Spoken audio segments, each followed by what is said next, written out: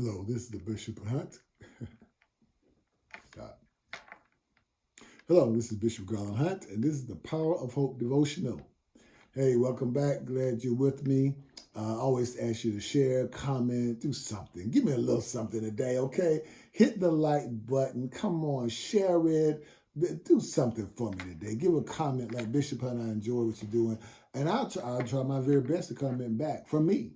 I really will and appreciate your comments. It really makes a lot of difference. I know you may represent hundreds of people that see it, but your comments are quite an encouragement. Hey, I got an incredible question for you today. Is all gospel music anointed? Let me ask another question. Is all contemporary Christian music anointed? One more. Are all hymns anointed?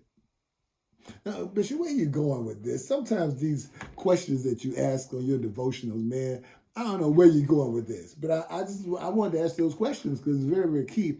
Because I found a scripture in Amos. You got about 4 minutes at this point, about 4 minutes. Just hang in with me. So Amos says, and I have a scripture right here, if you don't mind me looking at the laptop. It says, verse 21, Amos 5, verse 21, Amos 5, it says, I hate all your show and pretense. This is God talking. Through Amos, he says, I hate all your show and pretense. See, it reminds me of the church. The church, we've gotten so professional. You know, we get the best sound. I want the best sound, best band. I like a nice band. I do personally. I like to be able to worship the Lord freely. I love praise singers that are very melodic and they're blessed. We need the sound, everything. But this is the question. We have to be careful that it's not put on. Because, you know, you go to a gospel concert or you may go to a church, it's almost like a concert. But God says, I hate all the show. I hate the showmanship and the pretense. I hate it. He didn't say I don't like it. He said, I hate it. It says the hypocrisy of your religious festivals and solemn assemblies. In other words, I hate your conferences and your church services. My God. Go to Amos chapter 5 if you don't believe me. He says, I hate your festivals and solemn assemblies, so you might as well say your conferences and your church services. He says, I will not accept your burnt offerings, grain offerings. I won't even notice your peace offerings. So in other words, you said, you have the sacrifice of praise. Your sacrifice, I'm not even receiving your sacrifice of praise. I'm not receiving your offering even as your financial offering. I'm not receiving your offering of a testimony. I'm not receiving any of that. Why? Because it's not from your heart. That's what it says. Away with your noisy hymns of praise. Away with your noisy hymns of praise.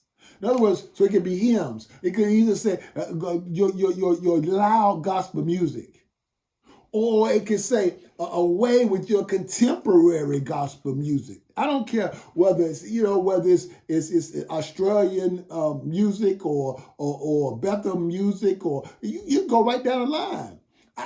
I'm telling all that. If it's not relational, if it's not real, if it's show and pretense, and you're just doing this because you have a good voice. A good voice doesn't mean God's receiving it, because he's looking in the heart. Is it coming from your heart? Well, let's go on further. It says, away with your noisy hymns of praise. I will not listen to the music of your harps. In other words, I'm not listening to your bass guitar. I'm not listening to your lead guitar. I'm not listening to your keyboard. I'm not listening to your drums. I'm not listening to any of it. Away with it. Get it out my face. Can you imagine God said this? Man, this is terrible. In other words, is it a chance that the church is specialized on gospel, or specialized on contemporary Christian, or specialized in hymns, and God's not receiving it at all? This is what it says. He says, everything, listen to what it says, away with it. It says, instead, I want to see a mighty flood of justice. That, that is how we treat one another. Are we treating each other fairly? Are we treating each other justly?